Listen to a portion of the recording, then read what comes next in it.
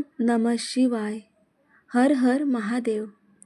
आज आपण स्मरण करणार आहोत संपूर्ण सृष्टीचे अधिपती, कैलासवासी, भक्तवत्सल, दयाळू भगवान शंकरांच्या 108 पवित्र नावांचे, ज्याच्या केवळ नामस्मरणाने सर्व पापांचा नाश होतो, मनशांती मिळते आणि जीवनात सकारात्मक ऊर्जा निर्माण होते. चला तर मग पूर्ण श्रद्धा आणि भक्तिभावाने म्हणूया.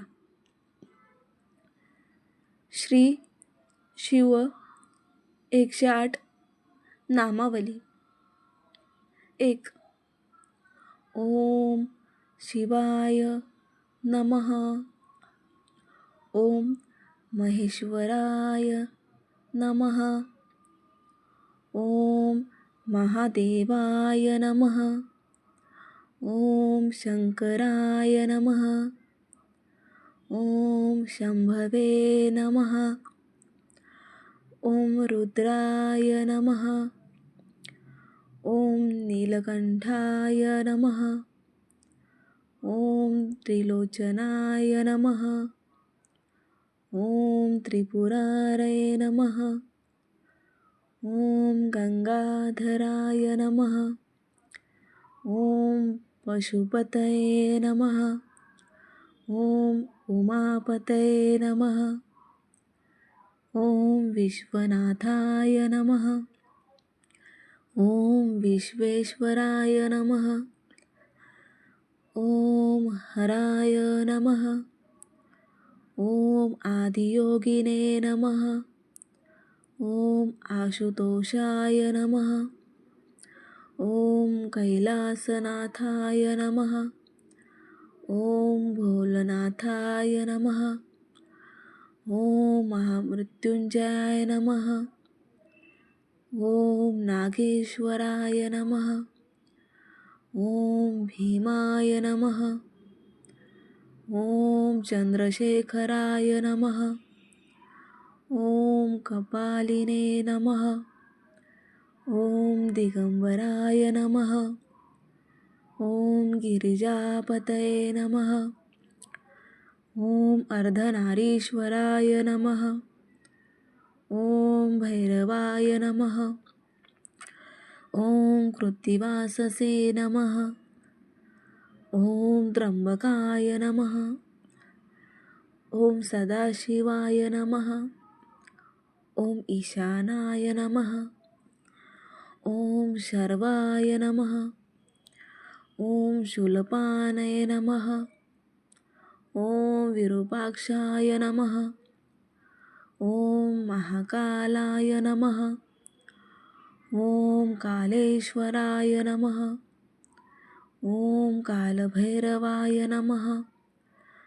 ओम गिरीशाय नमः.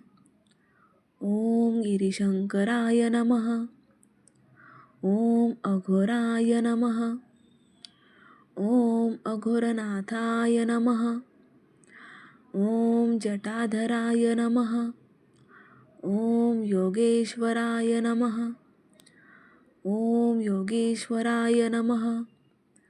ओम ध्यानेश्वराय नमः. ओम भूतनाथाय नमः. ओम प्रलयकराय नमः. ओम हरिहराय नमः. ओम ओंकारेश्वराय नमः. ओम परमेश्वराय नमः. ओम देवाधिदेवाय नमः.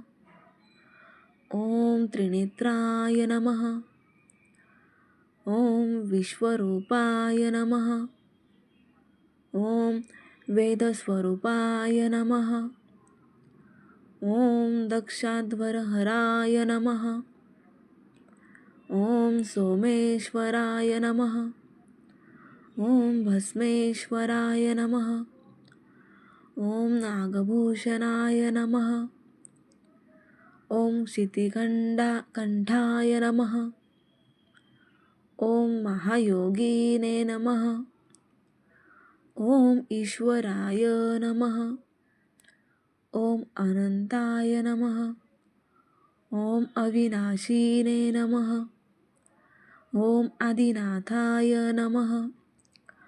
ओम अजराय नमः. ओम अमराय नमः. ओम सर्वेश्वराय नमः. ओम सर्वज्ञाय नमः. ओम सर्वव्यापीने नमः. ओम शाश्वताय नमः. ओम शांताय नमः. ओम रुद्राक्षधारिणे नमः. ओम वरदाय नमः. ओम शंभुनाथाय नमः. ओम उमेशाय नमः. ओम शिवशंकराय नमः. ओम त्रिलोकनाथाय नमः. ओम कालांतकाय नमः. ओम यज्ञेश्वराय नमः. ओम भुवनेश्वराय नमः. ओम विश्वंभराय नमः. ओम अचलेश्वराय नमः. ओम नागनाथाय नमः. ओम हरिहरात्मने नमः. ओम जगदीश्वराय नमः. ओम भक्तवत्सलाय नमः. ओम भवाय नमः. ओम भवेशाय नमः. ओम भवानीशाय नमः. ओम उमाशंकराय नमः. ओम गिरिराजपतये नमः. ओम सर्वकर्तेय नमः. ओम सर्वपालकाय नमः.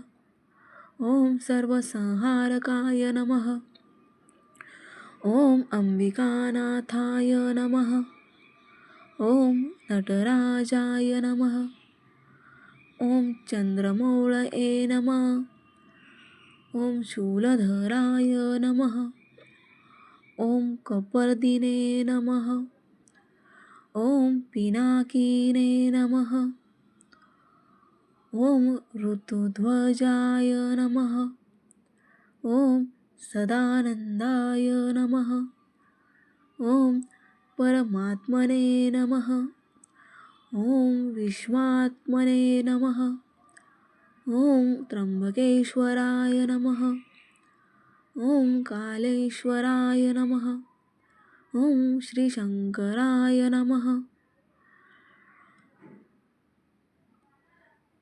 जो भक्त श्रद्धेने या 108 नावांचे स्मरण करतो त्याचे सर्व दुःख दूर होतात आणि भगवान शंकराची कृपा सदैव त्याच्यावर राहते. सगळ्यांनी आता कमेंटमध्ये लिहा, हर हर महादेव. धन्यवाद.